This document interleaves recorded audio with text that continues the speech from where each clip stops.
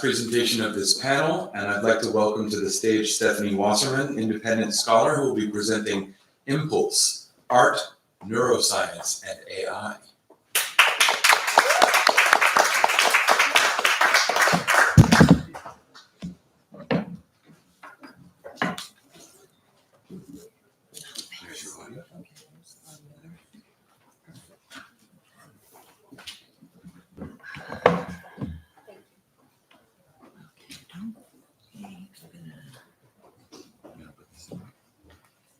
Yeah, I'm gonna talk first. Sure.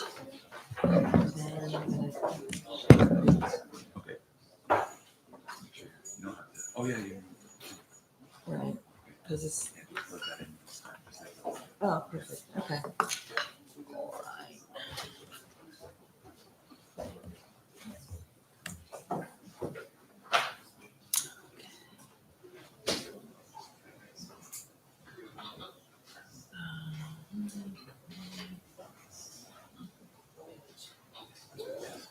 Yeah, that's okay. Okay. Hi. Am I too close? Mike is okay? Yeah, I'm closer. Come closer. Come closer. There you go. Is there feedback? No feedback. No feedback? Perfect. Close Okay. means no feedback. Hi, everybody. Hi. Thank you for having me.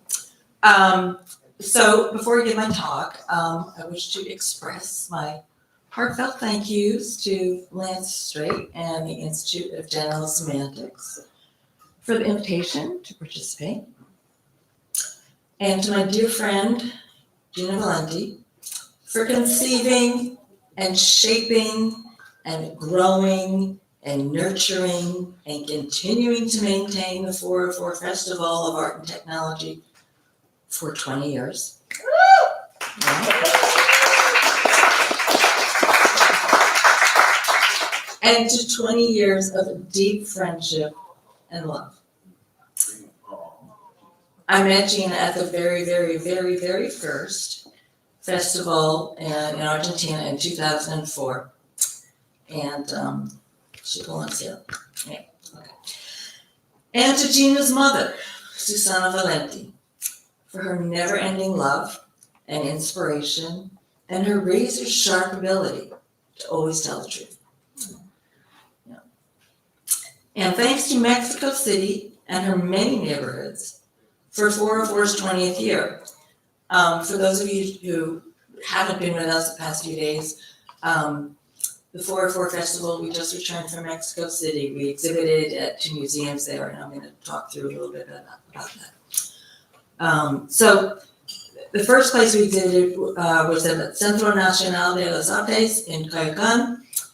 And we had our amazing producers there were Adriana Casas and Nancy Duran, so I'd like to thank them. And just a moment.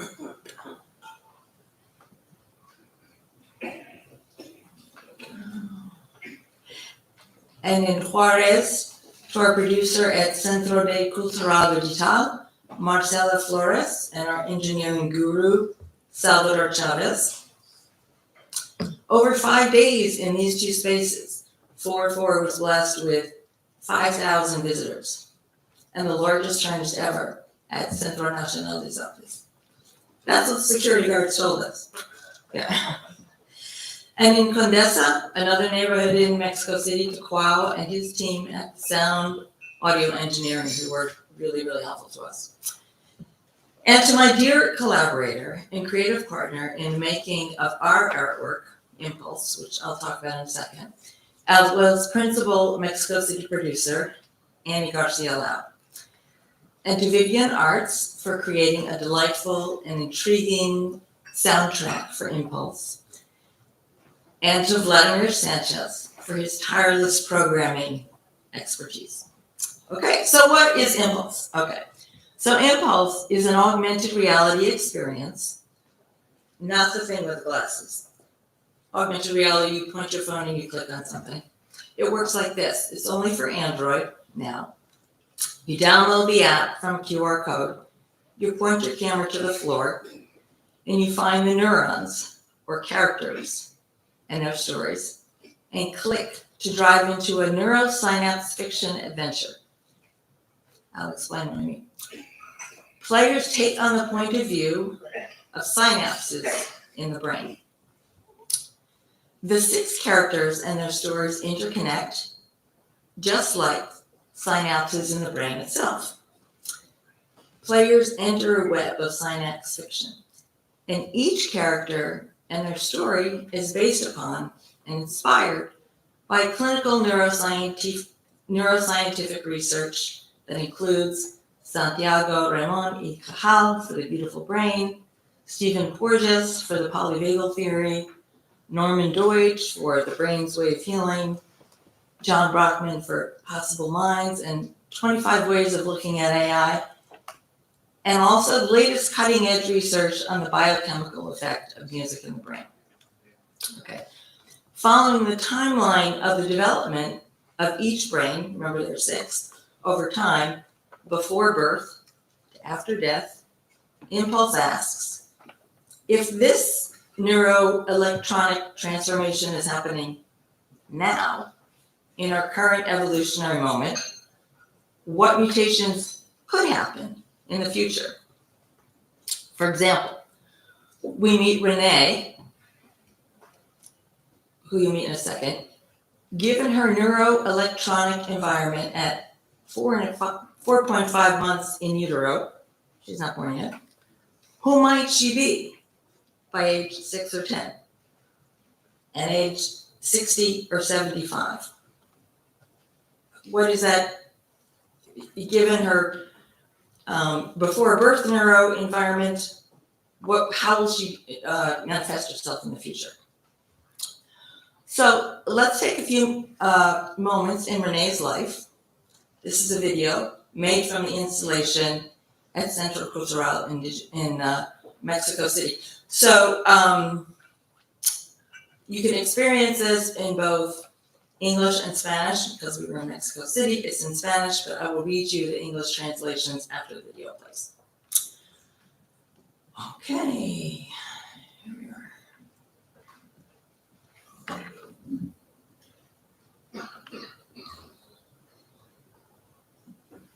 Oops.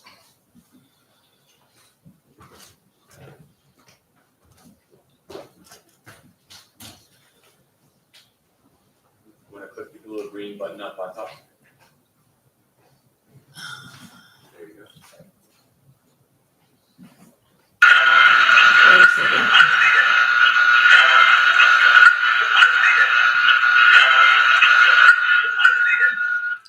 Wait a second. Sorry about that.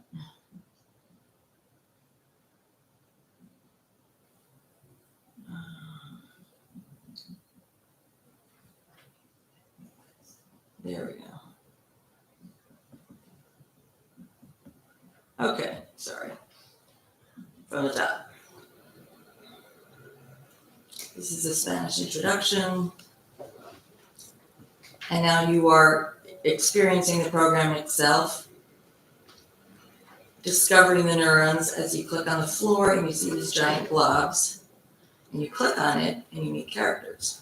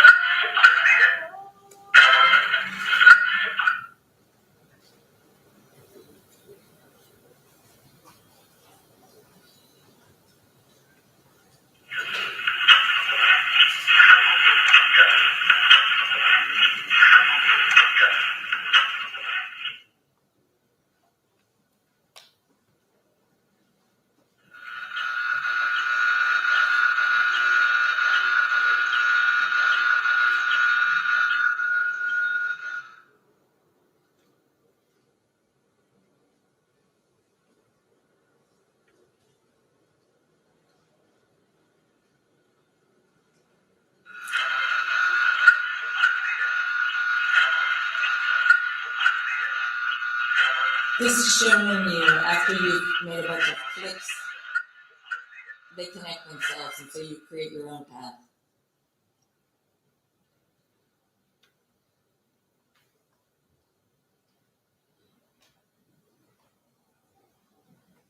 Okay. Now I will read you I'll read you the Spanish that most people in this room can't read. Okay, introduction, okay. So the first text block you saw was about Renee, which I talked about earlier. By 4.5 months in utero, Renee's eardrum and inner ear bones mature to full size, based on real science, typical for Homo sapiens. Renee's mature acoustic nerve conducts signals her brain processes sound with a functioning temporal lobe. At 9 months, Renee was born. Her mom was a nurse and single mother. They lived with 2 dogs, 1 cat, and an old radio that played music 24/7. An instinct, Renee's big pup guarded her crib, her smaller pup commandeered her teddy bear, and her cat claimed ownership of every onesie. Renee's infant brain soaked it all up. She made conscious memories by sending sensory data to her hippocampus. By 11 months, infant Renee had mastered the sense communication system of animals, all before she'd spoken her very first word.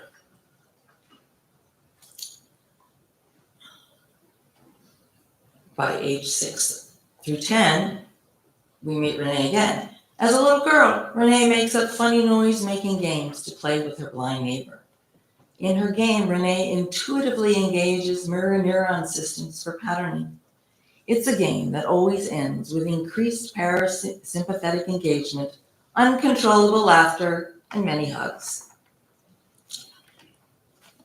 Okay. By age 60 through 75, Renee becomes this person.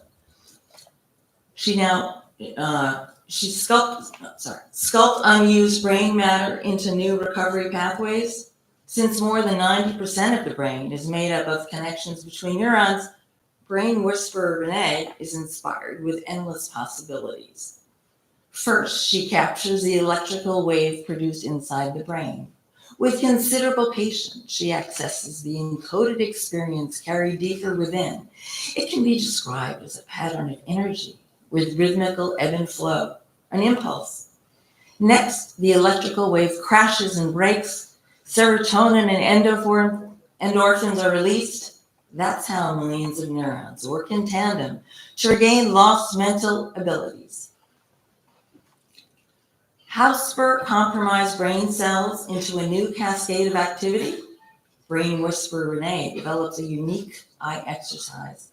It all starts with her gaze. When a child is awakened from a coma, Renee engages in the deepest possible eye contact to stimulate the retina. The retina is an integral part of the central nervous system. It is composed of neurons and glial cells, the same type of cell as the brain. 85% of the brain cells are glial cells. From the retina, electrical impulses stimulate the brain over the cascade of activity, neuron to axon, axon to yet more neurons to the rest of the brain. And thus, deep retina stimulation, gazing, is key to jump-starting neurons to conduct brain signals once again. And it is Brain Whisperers Renee's go-to technique to activate neuroplastic patterning for a child coming out of coma. Okay, there's a few more characters, and I'm going to skip over them because I have 2 minutes left.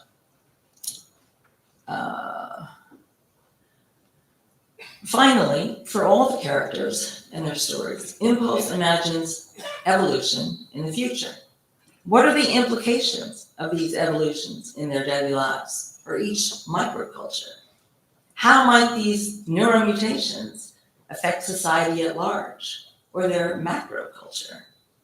Ultimately, through the lens of experimentation, Impulse and its web of synapse fiction mimics the web of neurons in the brain itself. That's my presentation.